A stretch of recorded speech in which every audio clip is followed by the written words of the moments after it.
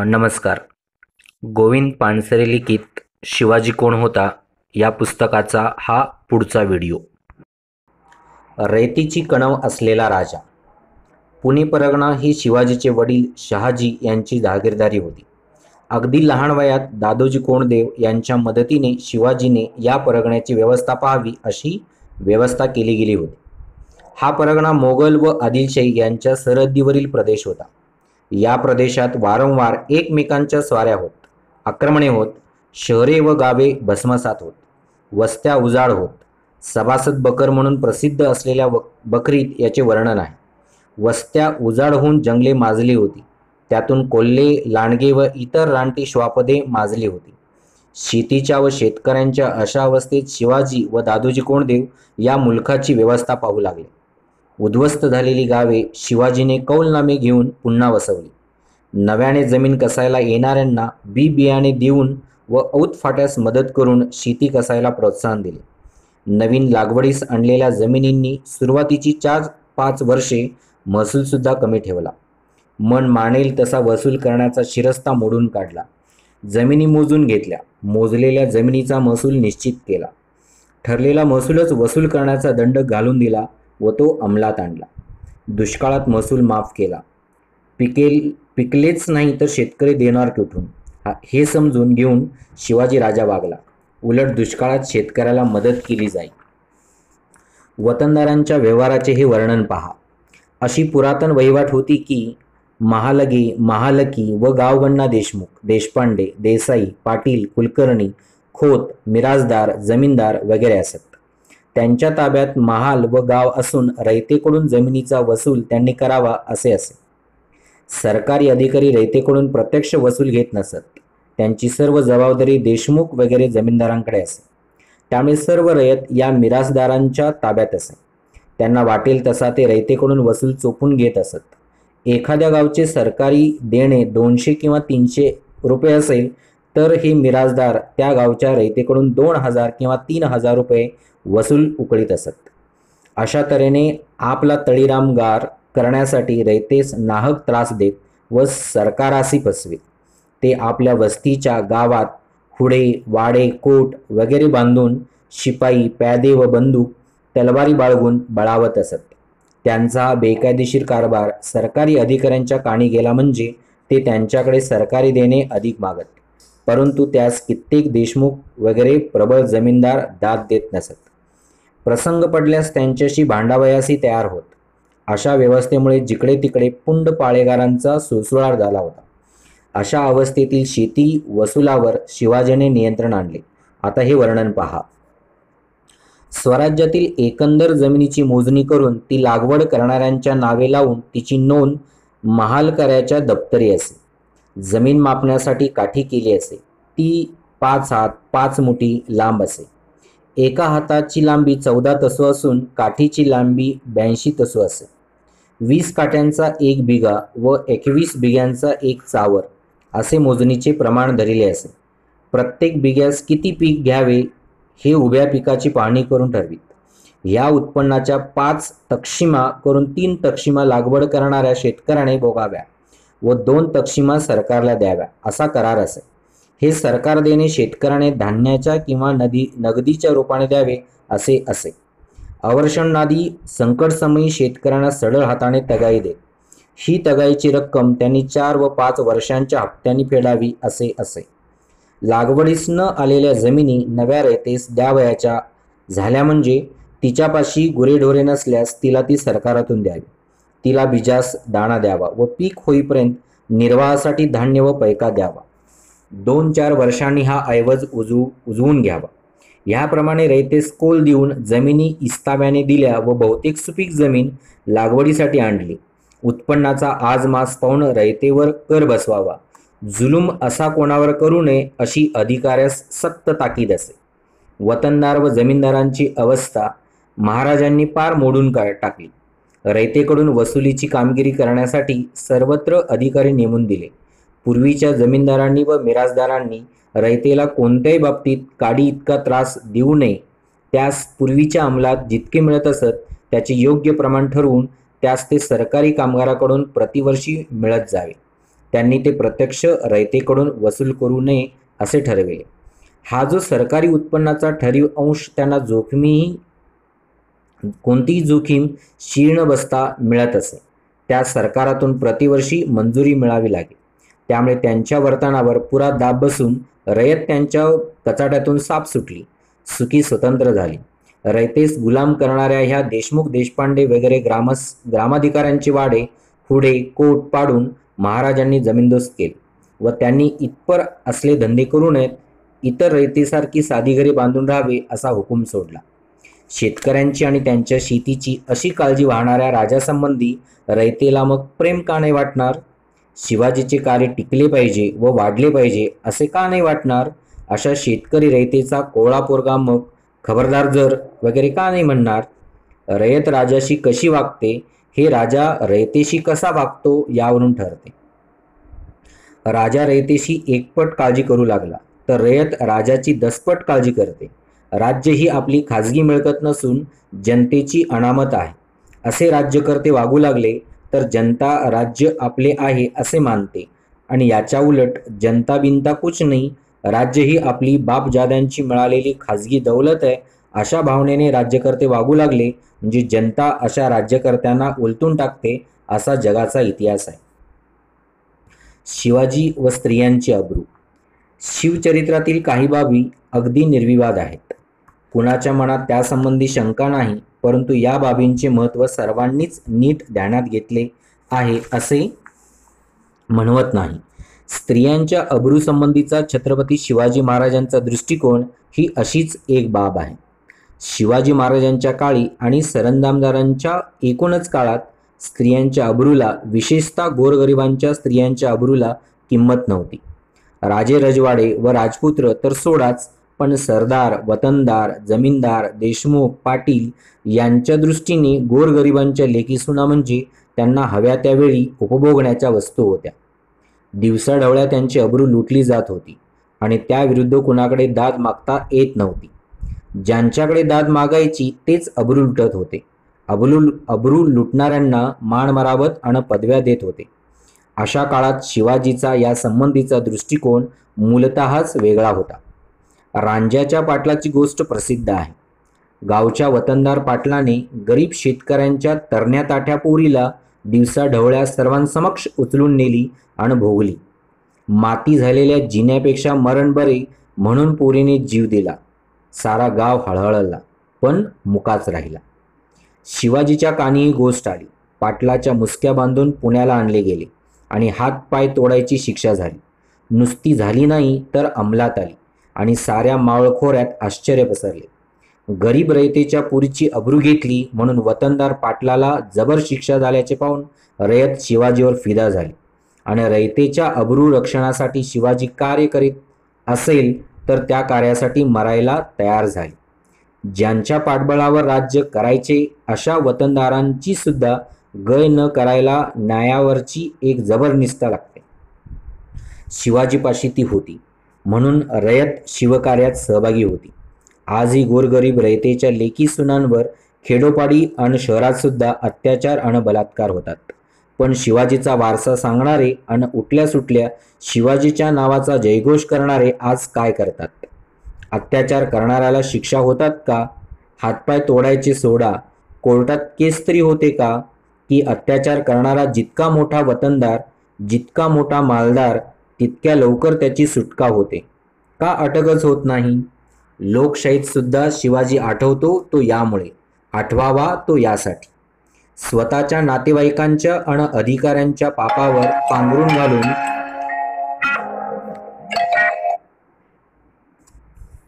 पुन्हा वर कुणी शिवाजीचे नाव घ्यायला लागला तर त्याच शिवाजीची आठवण करून त्याला जाब विचारायला पाहिजे. शिवाजी आठवावा तो यासाठी. रांझ्याच्या पाटलाची हकीकत हा अपवाद नाही. अशा इतरही कथा आहेत. 1678 मध्ये सकुजी गायकवाड नावाच्या सेनापतीने बेळवाडीच्या किल्ल्याला वेढा दिला. या किल्ल्याची किल्लेदार एक स्त्री होती. तिचे नाव सावित्रीबाई देसाई. या बहादूर स्त्रीने 27 दिवस किल्ला लढविला. तिचे नाव सावित्रीबाई देसाई. या बहादूर स्त्रीने 27 दिवस किल्ला लढवला, पण सकुजीने शेवटी किल्ला जिंकला आणि विजयाच्या उन्मादात सूड भावनेने सावित्रीबाईवर बलात्कार केला. ही बातमी ऐकून शिवाजी संतापला.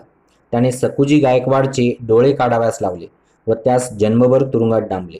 आपल्या विजयी सेनापतीने शत्रू असलेल्या स्त्रीवर बलात्कार केला म्हणून गय केली नाही, कारण शिवाजीची भूमिका होती स्त्रियांची इज्जत कायम राहिली पाहिजे, मग ती कुणी असो. कल्याणच्या सुभेदाराची सून दरबारात हजर केल्यानंतर तिच्या संबंधी गैरउद्गार न काढता व गैरव्यवहार न करता तिची चोळी बांगडी करून पाठवणी करण्याची कथा तर अनेक काव्यांचा विषय झाली आहे. मुसलमान शत्रूची तरणीदाटी आणि देखणी सून पाहून आईची आठवण व्हावी आणि आपली आई इतकी सुंदर असती तर काय झाले असते असे उद्गार निघावेत, यासाठी चारित्र्य संपन्नता आणि सौंदर्यासंबंधीचा निरोगी दृष्टिकोन असावा लागतो.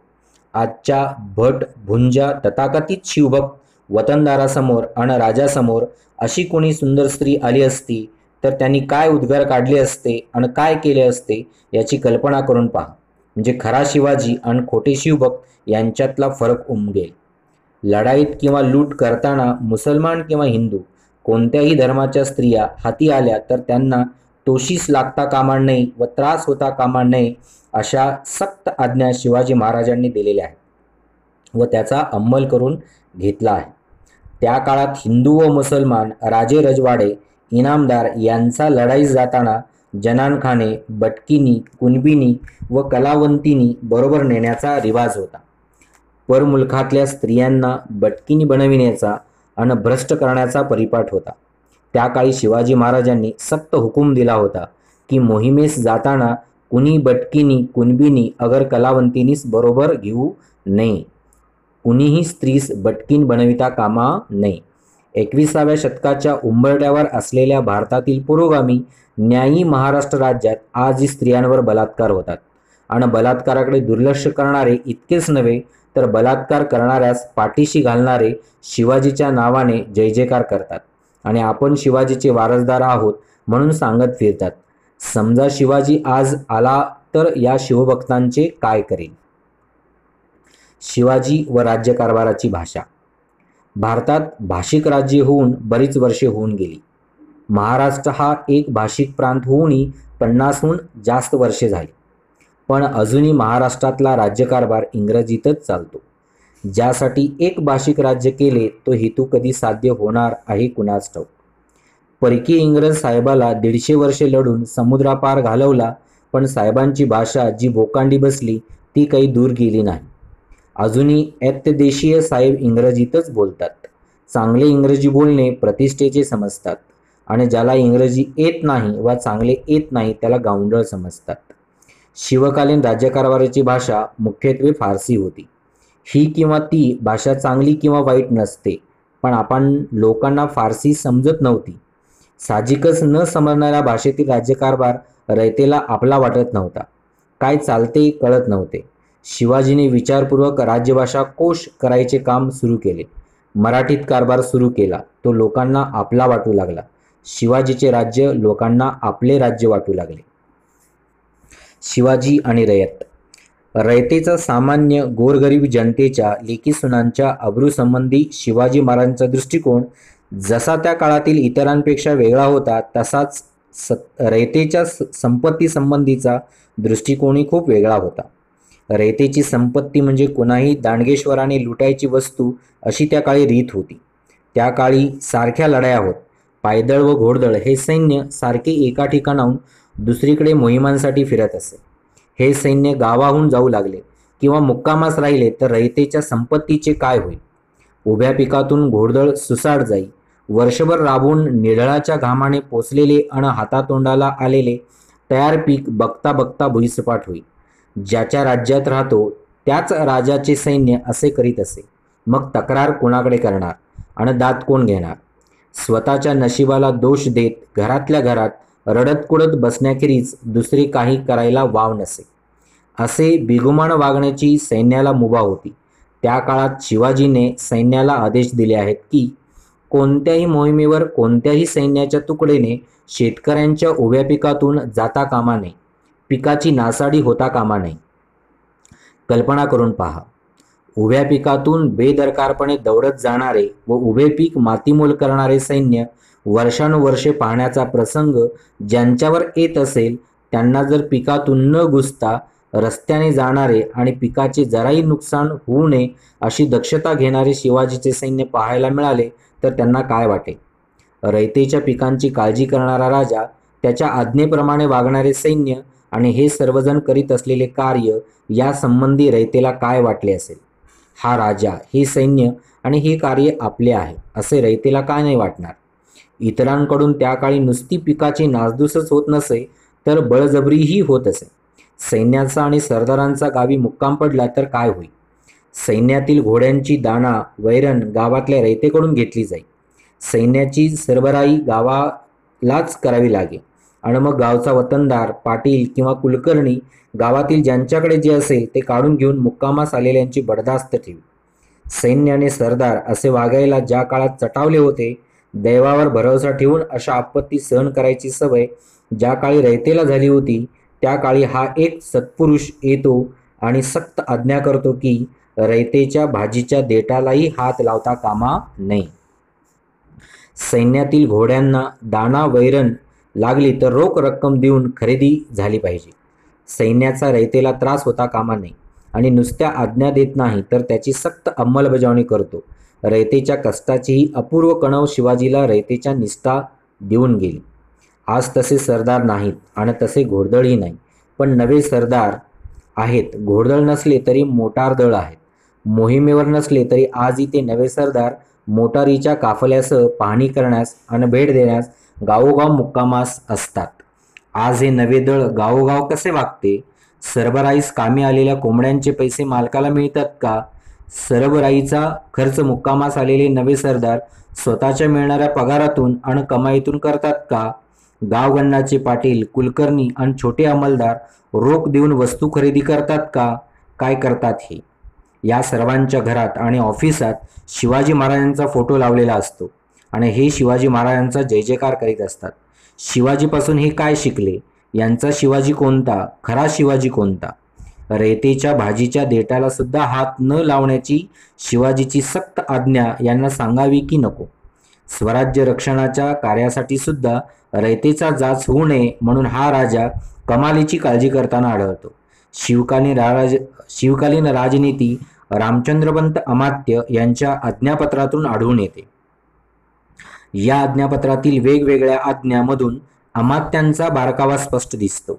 रयतेसंबंधी प्रीती, मनाचा कोमलपणा आणि सूक्ष्मदृष्टी या सर्वांसाठी खालील आज्ञा पहा. छत्रपतींच्या आरमार उभारणीच्या कार्यात लाकडाचे महत्त्व कितीतरी मोठे, त्याशिवाय आरमार कसे उभारणार? त्या काळी जंगले दाट होती आणि लाकूडही विपुल प्रमाणात उपलब्ध होते, तरीसुद्धा खालील आज्ञा कशी आहे पहा. स्वराज्यातील आंबे, फणस हेही लाकडे आरमाराच्या प्रयोजनाची, परंतु त्यास हात लावू देऊ नये. कारण काय म्हणून तर ही झाडे वर्षा 2 वर्षात होतात असे नाही. रयतांनी ही झाडे लावून लेकरांसारखी ही बहुत काळ जतन करून वाढविली. त्यांची दुःखास पारावार काय? कदाचित एखादे झाड बहुत जीर्ण होऊन कामातून गेले असले तरी त्यास धण्यास राजी करून घेऊन द्रव्य देऊन त्याचे संतोषे तोडून घ्यावे. राजवाडे यांच्या 8व्या खंडात खुद्द शिवाजी महाराजांच्या तोंडचे उद्गार नोंदवलेले आढळतात. चिपळूणजवळ पागेचा तळ पडला असता अधिकाऱ्यांनी कसे वागावे यासंबंधी राजे म्हणतात. जवळ पावसाळ्याकरिता प्रयासाने साठवलेले गवत पडले आहे, हे लक्षात न घेता कुणी नाळ्या करतील, कुणी आकट्या करतील, कुणी चिलीम असे करून गवतास आग लावून अनर्थ ओढवेल, पण सारी पागाच बुडेल. मग घोडी तुम्ही लोकांनी मारली असे होईल. किंवा हे पहा, तुमच्या पदरी पैसा घातला आहे, लागेल तो जिन्नस पैसा खर्च करून बाजारातून आणवावा. तसेच न करता प्रजेस पीडा कराल तर मोगल बरे असे प्रजेस होईल. रयतेसंबंधी ही कणव त्या काळी कुणाही राजाने व सरंजामदाराने दाखवल्याचे आढळत नाही. राजाची रयतेसंबंधीची ही कणव आगळी होती, म्हणून रयतेची राजासंबंधीची निष्ठा आगळी होती. ज्या काळात इतर राजांचे सैन्य जनतेला बटीक समजत असे, रयतेच्या संपत्तीची नासधूस व लूट करीत असे, रयतेच्या लेकी सुनांची अब्रू बेगुमानपणे लुटीत असे, अशा काळात शिवाजी महाराजांचे सैन्य सुनांची अब्रू बेगुमानपणे लुटीत असे. अशा काळात शिवाजी महाराजांचे सैन्य रयतेशी इतके चांगले का वागले? या सैन्यात हा बदल कशामुळे झाला, त्याचे कारण काय, हा प्रश्न फार महत्त्वाचा आहे. या प्रश्नाचे उत्तर नुसत्या शिवाजी राजांच्या चारित्र्यात सापडणार नाही. केवळ त्यांच्या आज्ञाच या बदलास कारणीभूत होत्या असे म्हणणे अपूर्ण होईल. त्यासाठी या सैन्याची रचना आणि हे सैन्य ज्या हेतूकरता लढत होते ती रचना व तो हेतूच नीट समजून घेतला पाहिजे. शेतकऱ्यांचे सैन्य. त्या काळातील इतर राजांचे सैन्य हे खडे सैन्य होते. लढाया करणे हाच त्यांचा व्यवसाय होता. उपजीविकेचे साधन होते. 12ही महिने ते सैन्य त्याच कामावर असे. घरादारापासून दूर असलेल्या सैन्यातील शिपाई कुटुंबापासून व शेती भातीच्या कामापासून दूर असलेले सैन्य बेगुमानच असते. त्यांना कशाची पर्वा नसते. अशा शिपायात हेडलहप्पी प्रवृत्तीच असते.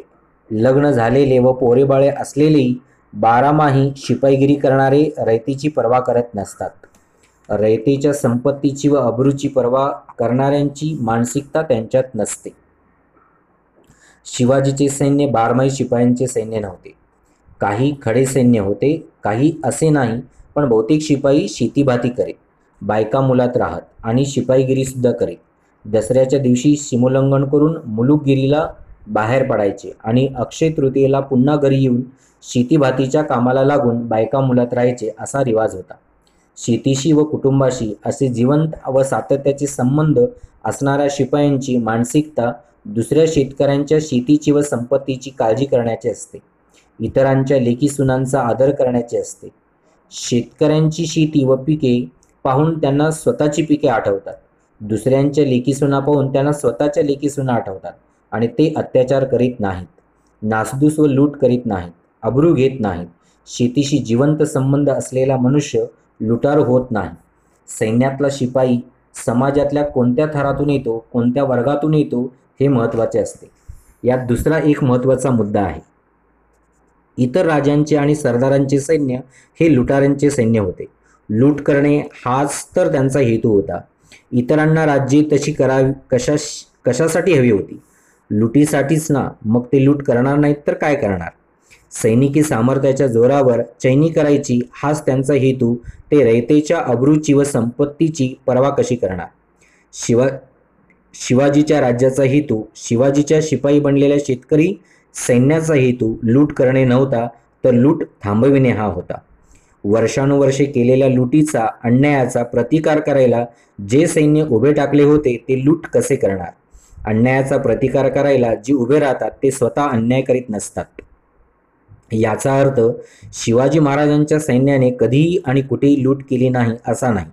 परमुलकात जाऊन लूट केली होती. सुरतेची लूट तर प्रसिद्ध आहे, परंतु ही लूट करताना गरज म्हणून व आवश्यक म्हणून संपत्तीची लूट केली, इतरांच्या अब्रूची नव्हे. यात आणखी एक मुद्दा आहे.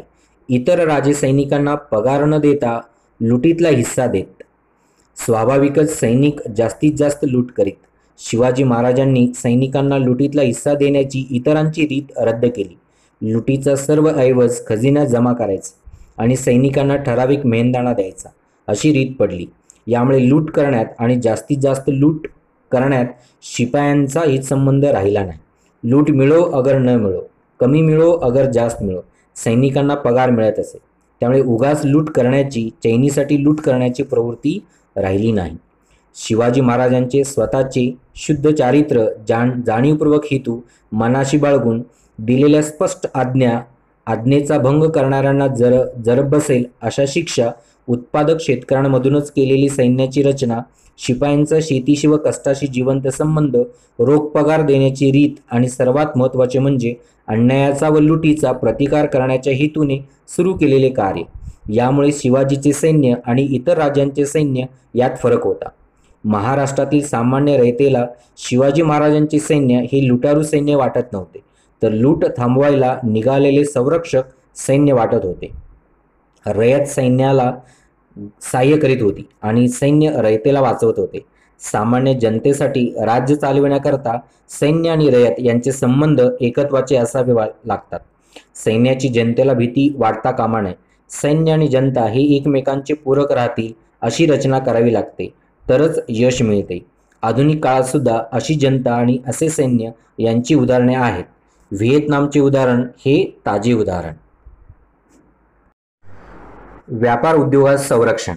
आपल्या राज्यातील वस्तूंचा व्यापार वाढावा म्हणून परराज्यातून येणाऱ्या मालावर जबर कर बसवून स्वदेशी मालाला संरक्षण देण्याचे धोरण सर्व आधुनिक देश वापरीत आले आहेत.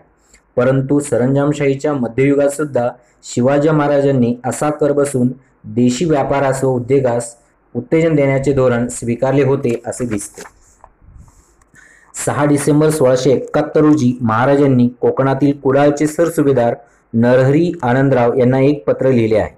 त्या पत्रात महाराज लिहितात, संगमेश्वराहून बारदेशीचे मीठ महागच पडे असा ऐसा जकातीचा तह देणे. जरी जबरी जकातीचा तह न द्याल मुलाहिजा कराल म्हणजे कुल उद्मी खळक बारदेशाकडे बोहडेल. आपली कुल बंदरे पडते ऐसी गोष्टी आहे. तरी रोखा पावेल तसे घटिकेस कुल घाटी जकाती जबर करणे. महाराजांच्या दूरदृष्टीचा आणि सर्वंकष दृष्टीचा हा आणखी एक पैलू आहे. स्वराज्यातील शेतीबरोबरच व्यापार उद्यमांची काळजी महाराज घेत असत. शिवाजी महाराजांच्या काळात महाराष्ट्रात डच व्यापारी व्यापार करीत होते. त्यांनी व्यापारास परवानगी मागितली, ती महाराजांनी दिली, परंतु काही बंधने लादली. त्यात जकातीचे एक बंधन आहे. शिवाजी महाराजांनी डच कंपनीला 24 ऑगस्ट 1677 रोजी कौलनामा दिला. त्यात म्हटले आहे, जिंजी प्रांताच्या परिसरात डच कंपनीला व्यापार करण्यास परवानगी देण्यात येत आहे. डचांना कुड्डालोर येथे मालावर 2.5% जकात भरावी लागेल. सर्व आयात व निर्यात मालाची आगाऊ माहिती दिल्यास अधिकारी मालाची पार्सले तपासणीसाठी उघडणार नाहीत. हवालदार व इतर अधिकारी यांना योग्य तो भाव दिल्याशिवाय कंपनीचा माल घेण्यास प्रतिबंध करण्यात येत आहे. गुलामांच्या व्यापारास बंदी.